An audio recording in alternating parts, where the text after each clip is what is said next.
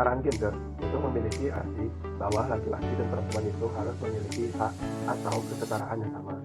Kondisi kesetaraan gender itu di Indonesia masih kurang baik, terutama di bagian pelosok-pelosok daerah. Oleh karena itu, pada penulisan ini akan dibahas terkait masalah kesejahteraan sosial dan kekerasan seksual beserta solusinya yang bisa diterapkan di Indonesia.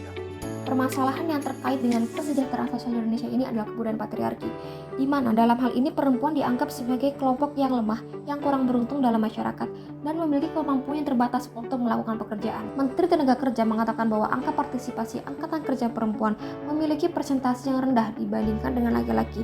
Hal ini diakibatkan oleh kebudayaan patriarki ini sendiri. Data TPAK perempuan pada tahun 2021 ini sebesar 53,34% dan laki-laki sebesar 82,27%.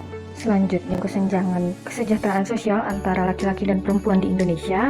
Berikut solusinya.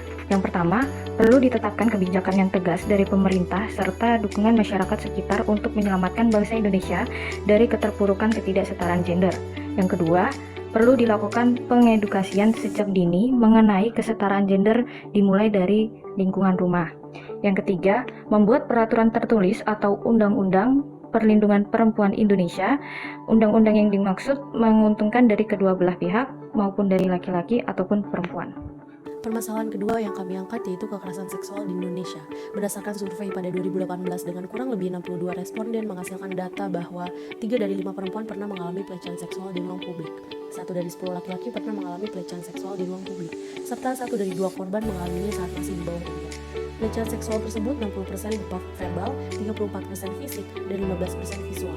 Dengan 18% korbannya menggunakan rok dan celana panjang, 14% baju longgar, 16% baju lengan panjang, 14% seragam, bahkan 17% diantaranya menggunakan hijab. Solusi permasalahan kedua dari fakta dan data yang telah disajikan yaitu melindungi serta memberikan dukungan moral kepada para korban dan memberikan hukuman yang seadil-adilnya kepada para pelaku. Dan kita juga bisa belajar ilmu bela diri agar jika terjadi penyerangan kita dapat melawan dan mendorong perubahan sosial dan budaya untuk menghormati hak setiap orang.